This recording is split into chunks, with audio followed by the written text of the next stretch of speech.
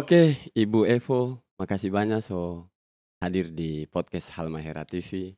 Sama-sama. Setelah beberapa kali reschedule karena padat sekali kegiatan Ibu sosialisasi di berbagai daerah. Nah, alhamdulillah hari ini Ibu Evo ini nama panjangnya Musrifa Al-Hadar. Tapi Srifala Hadar, biasanya dipanggil Ivo. iya, Ibu Evo. Ya, Jadi karena teman-teman wartawan lebih suka panggil Ibu Evo lah, familiar. familiar panggil Ibu Evo.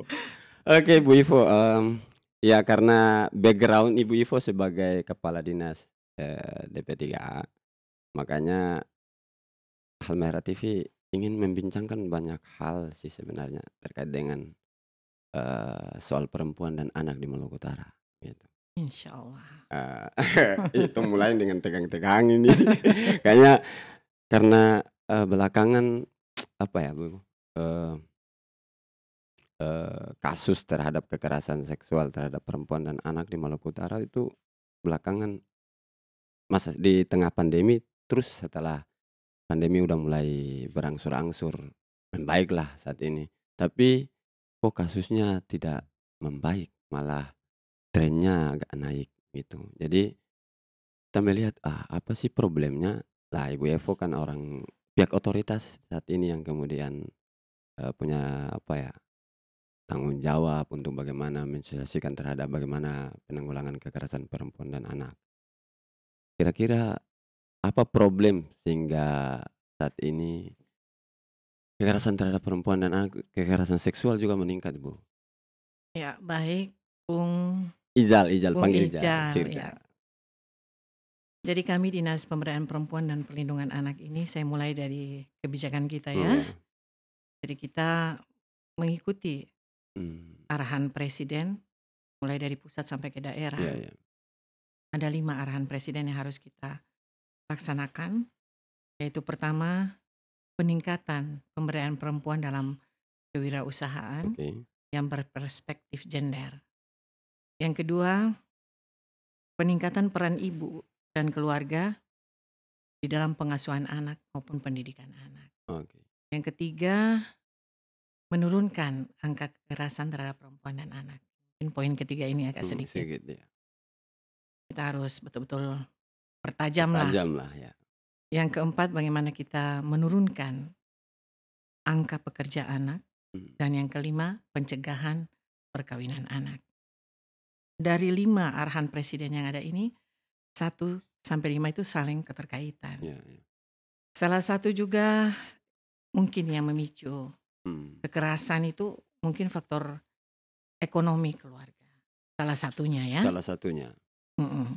Jadi bagaimana kita harus berperan aktif memacu para kaum perempuan kita untuk bisa lebih fleksibel lah istilahnya di dalam perekonomian keluarga. ikut terlibat lah ya, Ya ikut terlibat lah dalam mencari nafkah lah. Memang tugas mencari nafkah itu bapak-bapak. tapi minimal Tapi perempuan ikut minimal terlibat, ya ikut terlibat punya gitu. aktivitas gitu, Punya aktivitas sehingga mungkin bisa merubah mindset mmm, dan kita berharap juga bisa menurunkan angka kekerasan terhadap perempuan dan anak. oke. Salah satu faktor ekonomi ini. Oke oke. Heeh. Berarti harus mindset-nya yang penting diubah gitu. Iya, itu yang paling penting karena dari data yang ada, kekerasan perempuan dan anak sampai dengan bulan November Iya ini November. sudah mencapai 222 kasus. 222 kasus itu tersebar di Tersebar kabupaten. di 10 kabupaten kota Wow, dan yang paling banyak di dominan mana? itu seksual, kasus kekerasan Berapa? Dari seksual. 200 itu berapa kekerasan? Yang paling tertinggi ini di Halmahera Utara. Oke, itu kekerasan seksual Heeh, dan apa, kekerasan terhadap anak juga? terhadap anak juga otomatis. Oke. Kemudian Berapa poin di Halmahera Utara? Halmahera Utara itu ada kurang lebih 54 kasus. Wow, Wow juga ya, tinggi sekali itu, Ibu. tinggi sekali. Nah, kalau saya melihat sih trennya meningkat ini kasus kekerasan terhadap perempuan dan anak, mungkin salah satu faktornya itu karena sudah ada keberanian dari korban Mhm. untuk melaporkan. Bisa karena ada speak up dari Iya, korban. jadi, karena mereka, melaporkan, karena yang data yang ada ini kan data simfoni, Oke, data yang terlapor, iya benar. heeh. Jadi Berarti masih banyak, bisa jadi masih banyak di luar ya, yang belum iya, terlapor? yang kalau, kita prediksi sih seperti itu. Mmm, Mungkin banyak lagi kasus kekerasan yang terjadi yang tidak terlapor. Bayangkan yang terlapor saya 222 kasus, kemudian kalau kita tambahkan yang tidak terlapor berapa lagi jadi kan gitu. pasti ada sampel-sampel misalnya dari yang terlapor, dia berani melaporkan karena ada beberapa faktor. Kira-kira Iya, temukan di salah satu faktornya mungkin karena kita dari Dinas Pemberdayaan Perempuan dan Pelindungan Anak maupun, instansi terkait lainnya itu, sudah banyak melakukan iya, dia sosialisasi terlibat sosialisasi ke terhadap bawah. perlindungan Iya, korban jadi gitu. orang punya keberanian Sudah untuk punya keberanian karena, ada perlindungan gitu. perlindungan ya, jelas Iya, yang di jelas, ya, heeh. Karena kalau kita biarkan, Bung Ical, ini bisa tidak ada efek jerahnya iya, bagi orang iya, lain sehingga bisa terus dan terus bertambah. Kalau dengan adanya pelaporan korban, berarti kan, pelaku juga akan berpikir lagi sebenarnya kalau mereka punya hati, mhm, punya otak, mereka akan berpikir kalau kita melakukan kekerasan terhadap mmm, perempuan dan anak akan ada iya, proses proses hukum. hukumnya, Kan pidana murni kan ini, Bu. pidana murni. Tapi kan banyak kasus misalnya di beberapa daerah, banyak kasus yang diselesaikan sebenarnya itu pidana murni tapi diselesaikan secara kekeluargaan.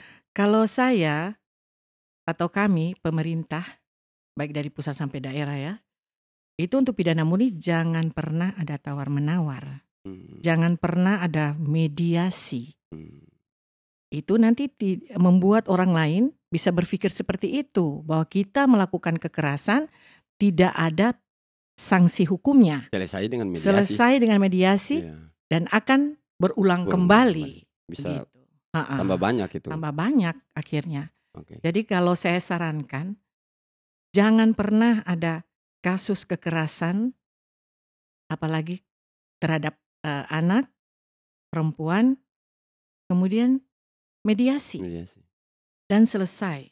Ya problemnya di situ, anomalinya ada belum, eee, salah satu sisi Dinas Perempuan dan Anak ini, provinsi maupun kabupaten kota, giat sekali menggenjot Mhm, sosialisasi, terus, bagaimana langkah perlindungan dan sebagainya, dengan LSM, bekerja sama iya. dengan LSM. Tapi iya, Peksos, heeh, pekerja pekerja sosial, sosial, heeh. tapi di satu sisi misalnya begini, ada tradisi, taruhlah kebudayaan lah begitu di sini, kadang-kadang menyelesaikan itu secara kekeluargaan.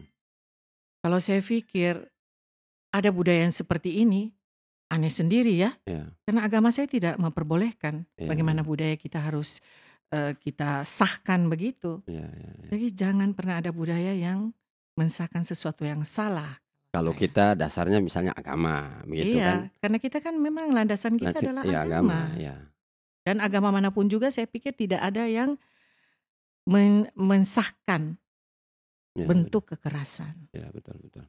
Nah itu yang jadi problem, kasus misalnya di Morotai ada 2 atau 3 kasus yang kemudian, tidak up ke tindak lanjut di kepolisian karena memang diselesaikan dengan cara-cara yang, I tadi yang kita bilang bersama tadi, diselesaikan secara tradisi dan kebudayaan. Ganti rugi sudah selesai, setelah ganti rugi selesai itu. Bagaimana satu kekerasan kok kita bisa ganti rugikan?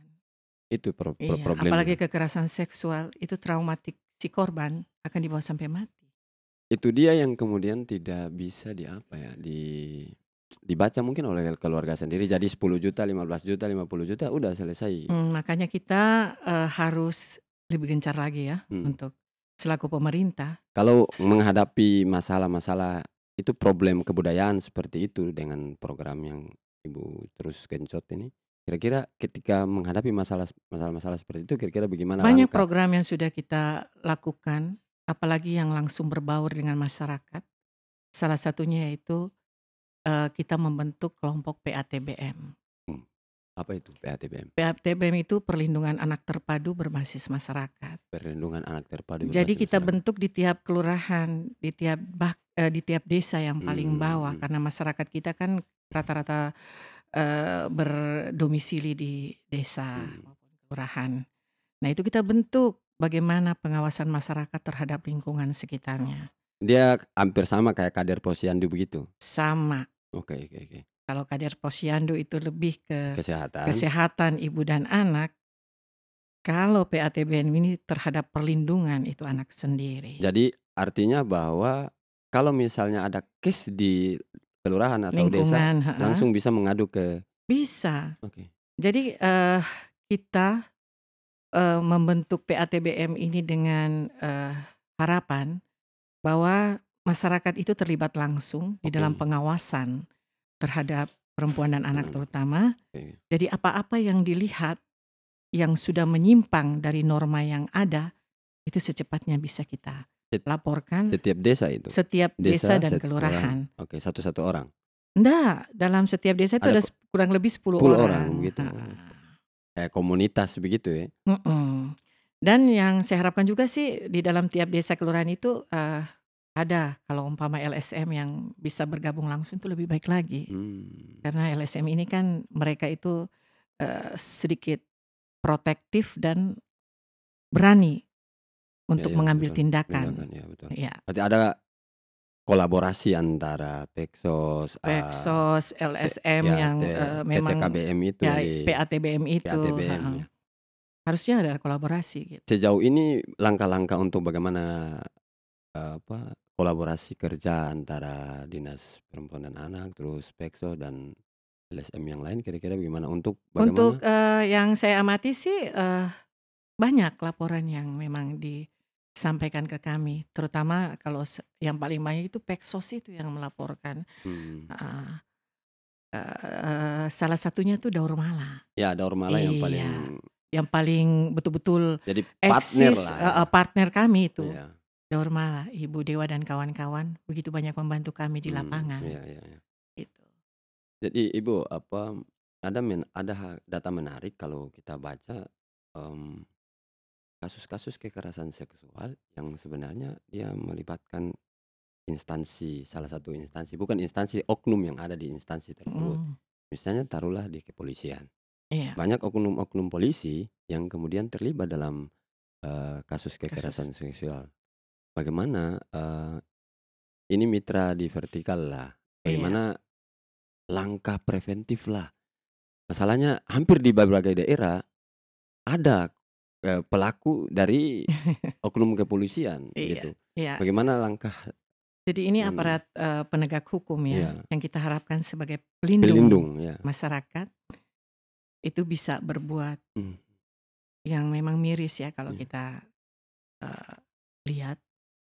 Dalam tahun ini aja sudah 3 kali. iya kali.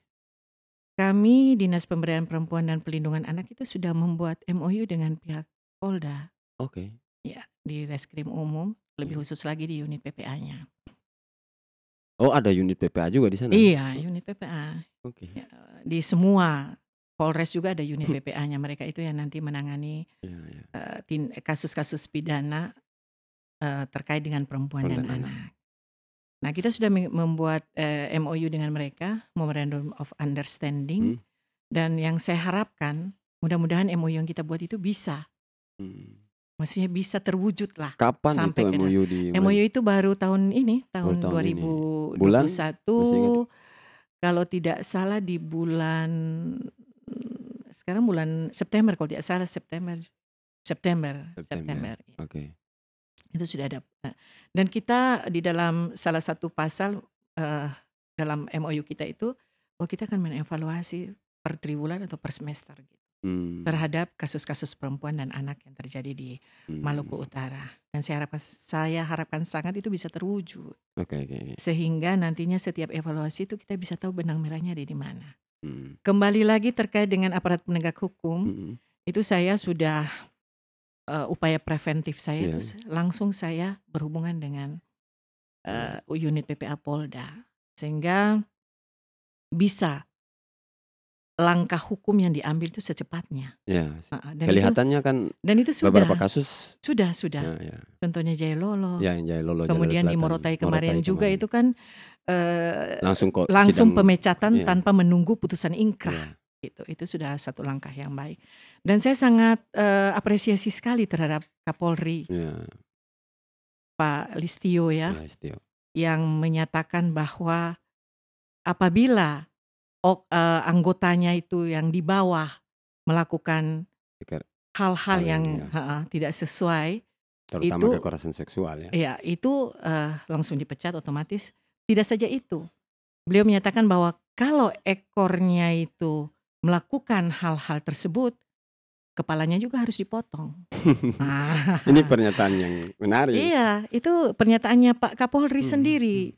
Jadi saya sangat berharap pembinaan dari kepalanya ini itu harus lebih sampai ke ekor gitu, Mhm, sehingga hal-hal ini tidak akan terjadi lagi. oke oke. Karena selaku aparat penegak hukum, itu kita wajib untuk melakukan perlindungan terhadap masyarakat, Iya iya benar. lebih khusus lagi terhadap perempuan dan anak-anak kita, kaum rentan Iya kan. kaum rentan. Heeh, jadi kami sangat berharap Nah berbicara tadi itu Ibu kaum rentan, 200 lebih, 200 berapa tadi? 222 kasus. 222 kasus, bagaimana dengan korban Ibu, penanganan selama ini? Kalau Kan kami secara psikologis kan penting sekali, kalau kami di, Dinas Pemberdayaan Perempuan dan Perlindungan Anak Provinsi Maluku Utara kita punya UPTD, ya, Unit Pelaksana Teknis Daerah Urusan Perlindungan Perempuan dan Anak. mmm, Nah ini, sudah ada peraturan gubernurnya nomor, 29 tahun 2020 baru terbentuk kemarin nih oke oke tahun 2020 2020. dan mereka sudah eksis banget. Di situ, ada psikolog kita Oke yang kita kontrak kerja dengan mereka maupun pengacara oke. hukum kita yang kita kontrak kerja dengan mereka. Wah ini menarik nih. Jadi para korban yang memang membutuhkan kemudian melaporkan ke kami di UPTD, langsung kita Jadi jangan takut melapor jangan ketika takut melapor ya ketika menjadi korban. Jangan takut bahwa ini adalah aib. ya, Karena kami UPTD itu menjaga kerahasiaan korban itu yang dan utama. kami melakukan trauma healing, Mmm, pemulihan psikolognya. Karena tetap apapun bagaimanapun setiap kekerasan itu pasti imbasnya terhadap psikis kita dan itu yang kita obati. iya iya Yang kita obati, kita dampingi iya iya, melalui psikolog kita gitu. Kemudian apabila mereka juga memerlukan upaya hukum untuk pendampingan tentunya, ada kita pengacara siap tanpa bayar. tanpa bayar. Tanpa Nah bayar ini orang perlu alias tahu nih Bu, gratis. UPTD-nya kantornya di mana Bu? UPTD sementara, ada di Kampung Pisang. Oh Kampung Pisang, Iya, di pas belakang oh Polres. belakang Polres, Iya. dekat-dekat polisi itu, Iya. berarti yang mau lapor tidak perlu takut itu. Tidak perlu takut. Jadi langsung ada, psikolog Upaya di iya, situ, langsung ada langsung ada upaya preventif pengacara. kita untuk turun Mmm, penanganan korban. oke oke. Dan ini sudah banyak sekali sih sebenarnya yang sudah kita dampingi. Mhm Salah satunya ini mungkin mereka hari ini juga akan ke Halmahera Tengah mhm. untuk melakukan, pendampingan terhadap pemerkosaan ayah terhadap anak. Nah itu, poinnya di situ, keluarga dekat itu selalu menjadi apa ya, hantu tersendiri buat Iya, perempuan dan anak hari ini. benar. Jadi kasus-kasus itu banyak sekali keluarga dekat terlibat, Ya, rata-rata yang, kasus yang dilaporkan itu memang yang berperan itu ya keluarga dekat. keluarga Kira-kira terdekat. Bu, apa sih sebenarnya pastilah satu 2 kasus kemudian ada yang speak up terus di pendampingan di psikologinya, pasti ketahuan tuh, apa sih menjadi faktor pastilah setiap daerah, setiap korban punya alasan-alasan berbeda, tapi yang paling utama itu apa sih sebenarnya? Jadi kalau saya amati, Mhm. kemudian saya baca dan karena saya bukan psikolog Iya ya, iya iya. tapi saya harus perlu tahu banyak, makanya Iya. saya banyak baca, saya banyak nonton. Nah, mungkin kenapa sampai, kebanyakan pelaku itu dari keluarga terdekat. salah satu faktornya mungkin karena memang sehari-hari kita ketemu terus, Ya, faktor kedekatan. ya. Kemudian faktor juga ini nih, pornografi nih, Oke. gadget nih. Gadget. Sesuai yang ahli bilang itu bahwa, eee, narkoba lewat mata alias pornografi nih, Ya, yang sekarang ini lagi santer katanya narkolema nih, narkoba lewat narkolema. mata. Itu Narkoba lewat pusat mata. kalau narkoba tuh pusat saraf kita ini, di belakang otak kita ini, di belakang testanya, Hmm. itu 3 yang putus sarafnya. Tapi narkolema itu 5 sarafnya yang Wow, putus. Sampai mereka itu tidak bisa membedakan mana yang baik baik dan dan mana yang mana yang buruk. buruk. Nah, mungkin salah satu faktor yang disampaikan psikolog itu seperti itu, Jadi pornografi itu kuat sekali ya? kuat sekali.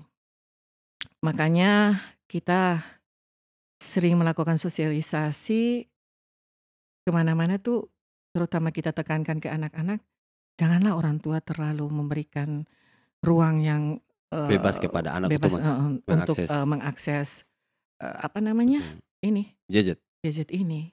Betul.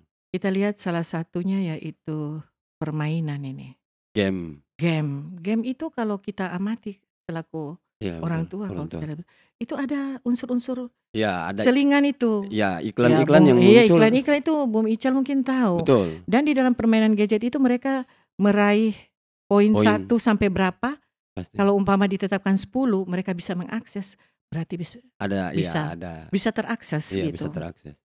Nah itu yang kita takutkan, karena faktor penasaran kan. Hmm.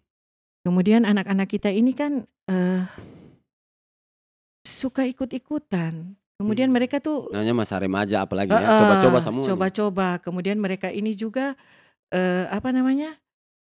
belum bisa membedakan baik buruknya. Berarti langkah preventif Makanya sebenarnya ada di kita rumah Ibu ya? iya, keluarga ini yang Ini sangat biar dinas keliling. berperan. Biar saya keliling satu Indonesia ini, tapi kalau keluarga dari faktor lingkungan yang terkecil kita itu, keluarga itu tidak bisa berperan dengan baik, saya rasa sia-sia. Sekarang kan begini, perhatian orang semua teralihkan. Anak kecil sampai orang yang paling tua yang bisa mengakses gadget. Tiba-tiba orang teralihkan, walaupun di rumah nih, pasti semua lihat gadget. Tidak saling Iya. menyapa. Itu yang jadi problem Sekarang mungkin. ini budaya menunduk kan? Menunduk. Budaya menunduk. Lebih banyak kita menunduk daripada kita Iya, mendongak gitu. sekali keluar ya muncullah kasus memperkosa dan segala. Jadi salah satunya juga pola asuh, kemudian Pola asuh. kemudian bagaimana peran keluarga ini. Jadi jangan kita biarkan anak-anak kita itu keluar tanpa izin. Kemudian dengan batasan waktu yang harus kita tentukan. Bila perlu kita dampingi mereka. Berarti ini bicara soal hak dan kebutuhan anak. Iya. Itu Apa yang paling penting misalnya? Yang paling penting ya mereka harus betul-betul mengawasi anak-anak kita. Template lah misalnya, seharusnya bagaimana biar kalau broken heart kan menjadi salah satu pemicu untuk itu juga kan sebenarnya. Nah kita kembalikan ke Yang awal tadi. agama dulu. Oke. Faktor agama mungkin yang paling kuat yang harus kita kedepankan. Ya. Karena agama itu mengajarkan akhlak. Oke. Akhlak yang baik bisa membentuk anak-anak kita menjadi baik.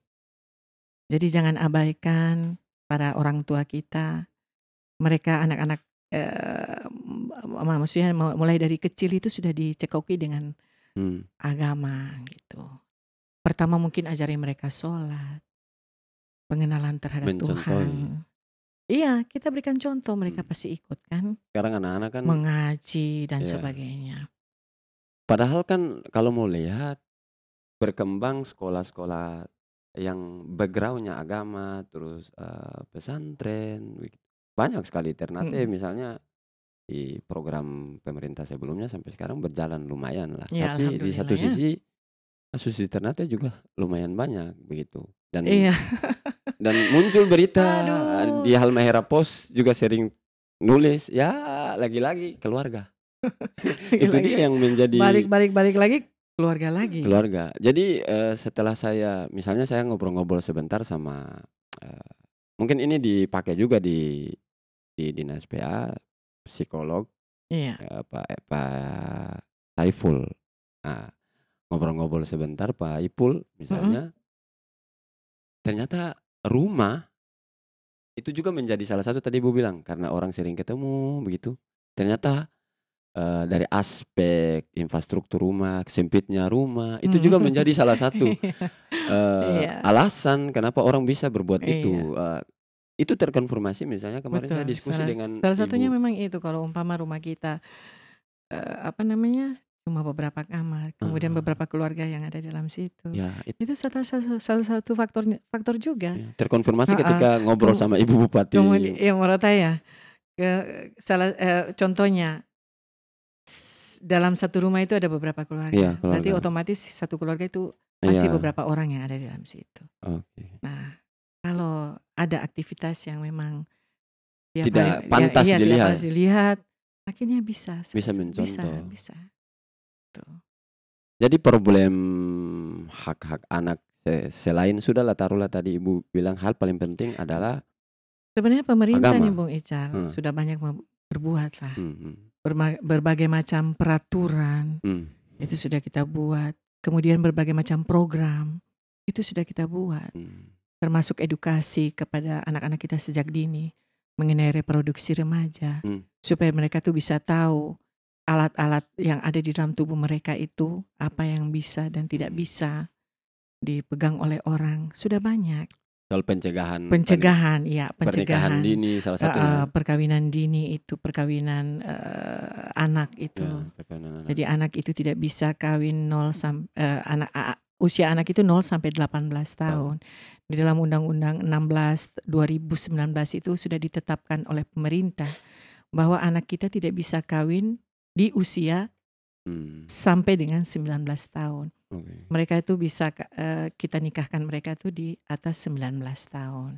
Nah, salah satu faktor banyak yang terjadi perceraian dan sebagainya, kekerasan Mmm, psikis dan sebagainya, fisik dan sebagainya, itu karena memang itu salah satunya karena pernikahan anak gitu. mmm, Kalau kita ngomong pernikahan anak berarti tahu bahwa ini mah usianya 0 sampai 18 tahun.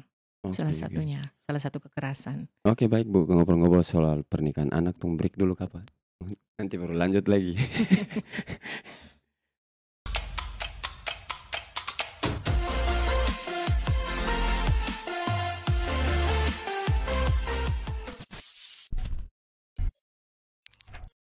Ibu Ipo. Lagi, soal perempuan dan anak ini banyak sekali sebenarnya. Sebenarnya Bu, ada Kak regulasi yang betul-betul soal perlindungan perempuan dan anak di Maluku Utara? Iya, banyak regulasi yang sudah kita punya Oh nih. ya. Kita merujuk dari undang-undang yang ada, kemudian ada peraturan daerah perlindungan perempuan dan anak. Oh so ada itu ya? Sudah, Provinsi Maluku Utara itu tahun 2013. 2013. Heeh, Ih lama nomor 5 sekali. sudah. Sebenarnya Dinas Perempuan dan Anak ini mulai kapan sih sebenarnya? Ada sejak kapan? 2009. 2009. Mhm.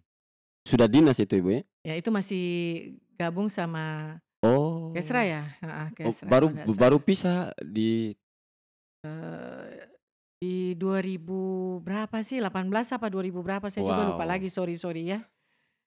Kemudian kita punya Perda Pencegahan Tindak Pidana Perdagangan Orang, itu nomor 4 tahun Oh, 2019. oke, oke. Kemudian kita, juga sementara menggodok Perda tentang pengarusutamaan gender. Mudah-mudahan Pengarus utama gender, tahun 2022 ini bisa diketok palu oleh DPR. DPR. Iya. Oh itu yang diusulkan oleh pemerintah Iya ya di pemerintah. provinsi. Oke, oke, oke. Mmm, Berbicara terkait Perda, sudah lama sekali tuh Ibu, 2013, 2013 berarti begitu. dinas ini ada ini sebelum 2013 tentunya. Iya karena kalau kita artinya apa kan, misalnya sekarang sudah ada Permendagri tentang yang PKS itu di kekerasan terhadap ini di, eee, Di apa, mana? di Permendagri, Permendikbud Ya, Permendikbud, di di kampus. kampus. Artinya bahwa Heeh. kalau mau lihat secara ini, Perda juga butuh penyesuaian, sepertinya begitu. Kalau kalau kampus sih kan kita sudah Mhm, bukan ranahnya kita ranah lagi kita. karena mereka sudah Iya, dewasa iya, iya, gitu. iya. Jadi, sudah betul langkah yang diambil oleh Pak Nadiem Makarim Mhm, untuk melindungi para mahasiswa, Mmm, dosen dan sebagainya di kampus itu langkah yang sangat saya apresiasi sekali mhm, juga. Berterima kasih malah agar mungkin perempuan-perempuan kita di kampus tuh bisa nyaman lah di dalam mmm, studi mereka. mmm. Heeh. Kayak misalnya di sini, terkait dari tadi tuh bicaranya perempuan, terus ini anak, DP anak nih. Mhm Ah, kalau saya salah ingat 2017, 18 ya, Hiri mhm. itu menjadi pulau layak anak kalau tidak salah, Iya. begitu. Jadi, Pulau untuk Hiri, itu Pulau pertama Hiri kali ya pertama di kali Maluku dan Utara? pertama di Indonesia. Oke. Pulau Hiri itu pulau layak Menteri anak. langsung datang Menteri, pada ya, saat itu masih Ibu Menteri Yohana ya. Yohana. Heeh. Jadi itu pertama pulau di Indonesia itu, pulau layak anak itu Mmm, di Hiri ini, oh, gitu. itu pertama di Indonesia? Pertama di Indonesia. Kemudian kami Menarik ya. juga, telah melakukan apa namanya, eee, pencanangan Pulau Maitara kita ini Oh, heeh, oke.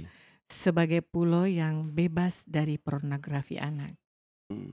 Wah, Kan ini akan ini jadi role model loh di Maluku Utara oke. untuk, pulau yang bebas dari pornografi anak. Karena Mmm, di, Pulau Maitara sendiri itu angka kekerasannya nol, wah, menarik. nol gitu.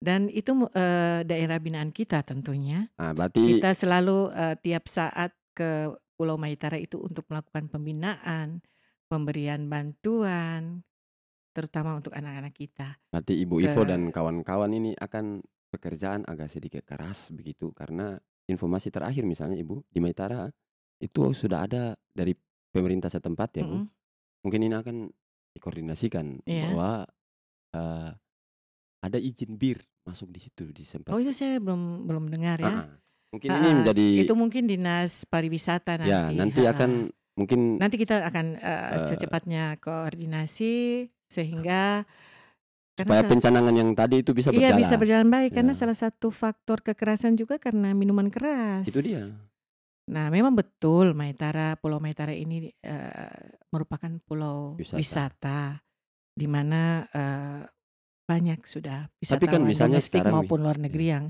ke sana. Makanya kita terus mau melakukan pembinaan agar tidak terjadi kekerasan terutama kepada anak-anak kita di Pulau Maitara. mmm, Jadi bisa ada sejalanlah, wisatanya jalan, mmm, tapi perlindungannya juga tetap ada, oke. itu.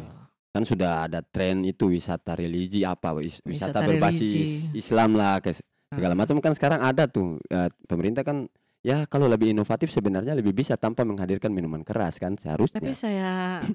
saya pikir mungkin pemerintah kalau, apa namanya, Maitara sendiri masuk di dalam kota Tidore Kepulauan, Iya. saya pikir pemerintah pasti akan mempertimbangkan hal Iya, tersebut. karena kemarin lagi ya viral-viral lah itulah di media 2 3 hari kemarin, makanya pas Begitu ya? Ibu bilang kayak tadi soal pencanangan, Saya belum ikuti itu. nah itu akan jadi update Iya. tersendiri untuk KPA, untuk Oke, bagaimana siap, mengkoordinasikan heeh. itu ke Kita akan sesegera mungkin lah preventif, berkoordinasi. ada langkah Dan preventif saya, lah, pengen karena di sana juga sudah kita bentuk PATBM, mungkin masyarakat yang kita akan, apa namanya, gerakan KL, untuk mmm, menolak. kota layak anak ya, kemarin di Enggak, Hiri, perlindungan anak berbasis perlindungan anak terpadu berbasis masyarakat yang sudah kita bentuk di Pulau Maitara. oke, Nah itu mungkin akan kita lebih push ke mereka untuk bisa berbasis masyarakat ya, iya, untuk bisa, apa namanya, menolaklah, oke.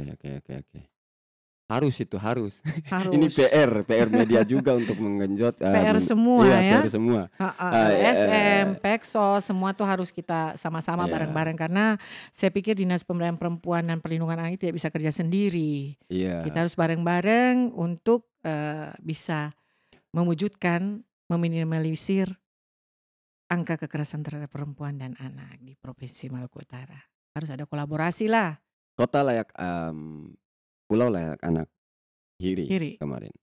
Apa sih indikator-indikator dalam penilaian? Saya tulis berita juga Mhm. soal itu, tapi saya kaget, loh ini tiba-tiba jadi ya kalau secara kasat mata tanpa perlu analisis panjang-panjang sih, teman-teman di media misalnya juga mengiyakan itu sebenarnya, bahwa Mhm. Hiri memang begitu, kita masih menemukan masa kecil itu di Hiri masih masih kita masih temukan.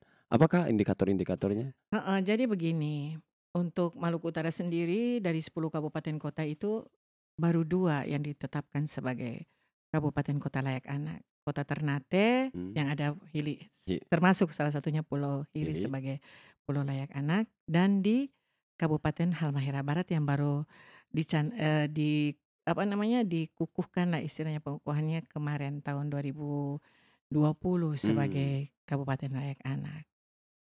Saya juga sempat ditanyakan oleh beberapa teman-teman ya, LSM, organisasi yang lain gitu, angka kekerasan kita ada, mhm kenapa bisa kok mhm, ditetapkan iya sebagai itu dia, kabupaten atau kota layak anak? heeh, Nah, jadi untuk menetapkan satu kabupaten maupun kota itu layak anak, itu ada indikatornya. mmm, Jadi tidak ansih bahwa harus bersih dari kekerasan. oh Namanya dunia ini iya, masih ada, tetap ada, kekerasan itu iya kita harus pasti, bisa mengakui iya itulah, iya, tetap kekerasan itu tetap ada. Tapi bagaimana upaya kita untuk meminimalkan.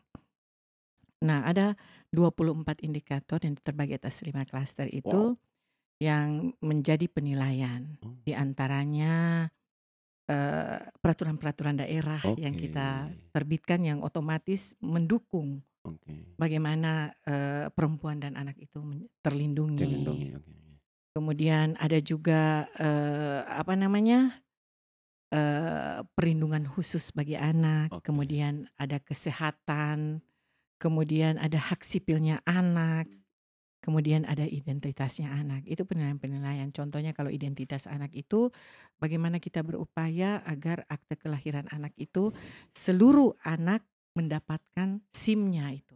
oke, Yaitu akte akte kelahiran. kelahiran, Nah, itu penting sekali karena supaya dia mereka mudah akses, iya, mau sekolah harus sekolah ada ya gitu, akte, kemudian lain-lain. Kemudian bagaimana, kita bisa mewujudkan itu puskesmas ramah anak, mmm, kemudian ruang-ruang publik yang, layak untuk ibu dan anak. oke Contohnya mungkin di bandara harus ada ruang oke laktasinya. oke oke, Dan kemudian di mall ada ruang bermain anaknya, ataupun mmm, di ruang-ruang publik lainnya, itu indikator-indikator, itu salah satunya. Kemudian, bagaimana juga, apa namanya, berarti ini begini Bu, heeh, bahwa KLA itu diberikan karena faktor public service terhadap perempuan dan salah anak itu. satunya ya, mhm, Itu paling itu yang paling utama. Jadi, mmm, pemerintah jadi tuh karena memang walaupun ada kasus sih, oke kasus, iya tapi kasus, karena karena kalau ada kasus kasus itu ada sebagian kecil peraturannya. dari public Enggak service, juga, maksudnya regulasi begitu. begini, ada kasus tapi ada regulasi. Mmm, Yang melindungi ini yang melindungi ini korban, oke oke oke. gitu. Ada Tetap ada regulasinya. upaya preventif dari Iya, pemerintah, oke oke. upaya preventif itu ada yang pemerintah lakukan, sehingga bisa ditetapkan sebagai kabupaten maupun kota layak anak. Walaupun ada kasus, tapi ada juga kita punya peraturan-peraturan Mmm, yang harus kita pakai di dalam mensuse me me me apa namanya, men menerapkan ini ke sana lah, menerapkan ini untuk apa sih namanya, preventif, langkah ya langkah preventif. preventif yang diambil Iya, gitu. Kan ada oke oke upaya oke. perlindungan hukumnya gitu. Itu yang paling utama Itu dilihat di yang paling KLA. utama. Ada saya dengar informasi terakhir, Morotai juga mengusulkan salah satunya sebagai kabupaten layak anak. Nah, tiap tahun itu ada penilaian. Oke, Penilaian di tiap kabupaten kota di seluruh Indonesia. Jadi yang menilai ini tim independen, mmm, bukan kami maupun kementerian. oke. Tim independen yang tidak ada keberpihakan. Jadi, tiap tahun itu ikut juga 10 kabupaten kota yang ada di Maluku Oke, berarti Utara. tiap tahun ya? Tiap tahun ikut Nanti penilaiannya, dinilai? tapi ada scoring kan. Oke Jadi kalau, untuk penilaian pemberian, kabupaten kota layak anak itu ada tahapannya. Ada yang mulai dari pratama, kemudian, oh dia kayak mad wartawan lagi nih, iya, jadi utama, yang paling, madya, utama, madya, nindya, bukan utama, pratama. pratama, Pratama, kemudian madya, madya, nindya, baru utama. utama, iya. Heeh, UKW wartawan juga begitu. begitu. Jadi, penilaian yang dilakukan itu ada scoring-nya. Pratama itu harus Mmm, mencapai berapa, mmm, madya itu berapa dan seterusnya. Nah, untuk, kabupaten kota kita di Provinsi Maluku Utara itu yang Yang belum mencapai ya 8 itu, oke. yang 2 ini sudah mencapai. Ya, Jadi Halbar saya sama mendorong heeh, kuota alternatif. kami provinsi mendorong banget ini Mmm, mereka. Karena oke oke. kalau umpama kabupaten kota yang ada di Maluku Utara itu belum bisa mencapai kabupaten kota layak anak, otomatis provinsi belum bisa mencapai provinsi layak anak. Iya, Kalau pro KPA, betul kalau betul. provinsi, di Indonesia itu Mmm, salah satunya saja yang belum mencapai, berarti, apa namanya, Indonesia belum layak anak, idola. mmm. Nah, jadi kita tuh memang agak sedikit kerja keras mengenai, apa namanya, predikat kabupaten kota layak anak ini. KPA provinsi ada.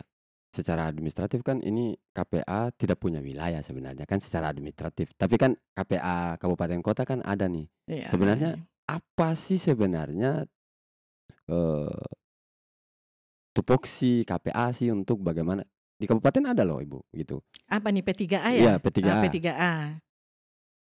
Ya tugas pokok fungsi ya kita yang paling utama Meng bagaimana kita bisa memberdayakan perempuan mmm, dari segala tapi sisi tanggung positifnya jawabnya dan perlindungan bagi anak-anak, tapi tanggung jawabnya kembali lagi ke ini, ke ke masyarakat tentunya. oke. Maksudnya Hah? di kabupaten itu ada P3A, Ada, heeh. untuk Dinas Pemberdayaan Perempuan dan Perlindungan Anak ini mulai dari provinsi sampai di kabupaten kota, Heeh heeh heeh. ada. Semua kabupaten kota itu punya Dinas Pemberdayaan Perempuan dan Perlindungan Anak.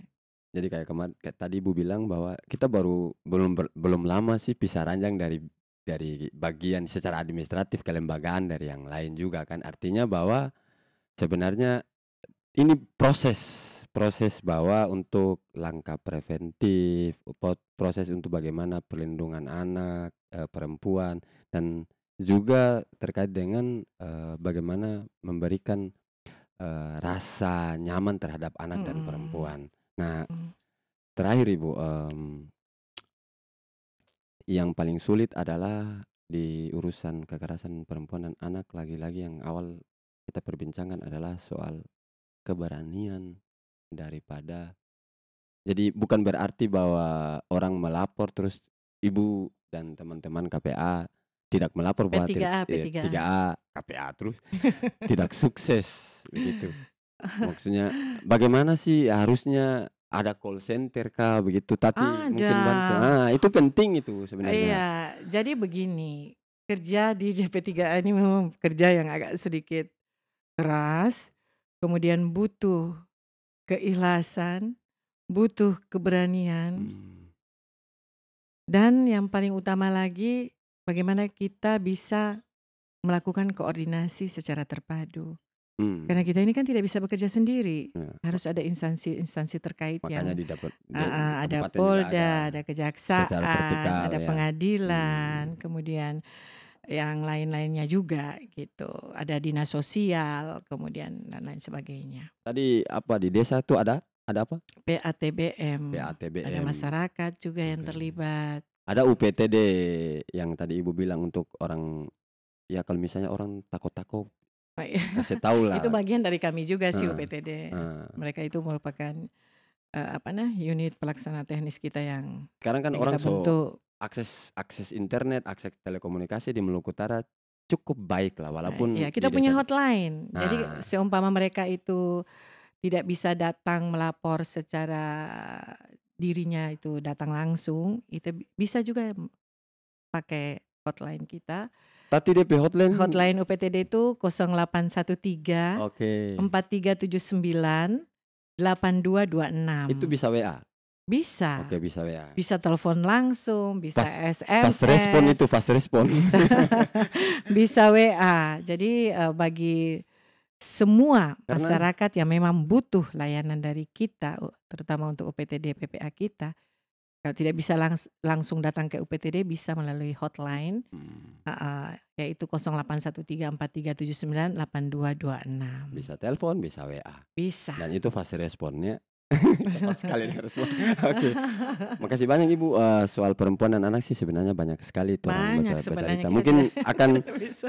tong bercerita-bercerita lagi soal tadi tuh apa, Maitara itu ya tong update terbaru lah mungkin satu kali Suatu kali kali kelak ya kita torang bisa bisa podcast di bincang. sana Bisa satu kali bisa, di Maitara tuh biar podcast lebih lebih Iya, sekali-sekali kalau outdoor lah. kalau saya, pengen, kita podcast itu dengan instansi terkait yang Oke, merupakan topik kita, ya biar cocok cocok. biar Biar lebih biar lebih enak enak lagi gitu, lagi heeh, ngobrolnya ya. ngobrolnya, Saya acaranya namanya ngegosip, ngobrol ngegosip. santai, ngobrol santai inspiratif. Kalau dengar DP ngegosip orang kan, "Ih, ini ngegosip apa ini?" Makasih Gibah, banyak Ibu Ivo. So, iya meluangkan waktu di tengah-tengah acara hari ini padahal ya. Ada iya, acara bisa ngobrol soal perempuan dan anak di Maluku Utara yang akhir-akhir ini menjadi perbincangan warganet dan warga Maluku Utara. Mungkin di lain kesempatan tong bisa baku dapat lagi bercerita. Saya insyaallah berharap di Maitara di outdoor. insyaallah, Makasih boleh. banyak Ibu Ivo. Iya, jadi mungkin satu kata kunci kami atau, penutup kita Ya, ya, penutup. jangan takut untuk melapor Jangan karena takut untuk melapor. ya, jangan takut untuk melapor karena kami ada untuk semua. Oke, makasih Ibu Ivo. Makasih.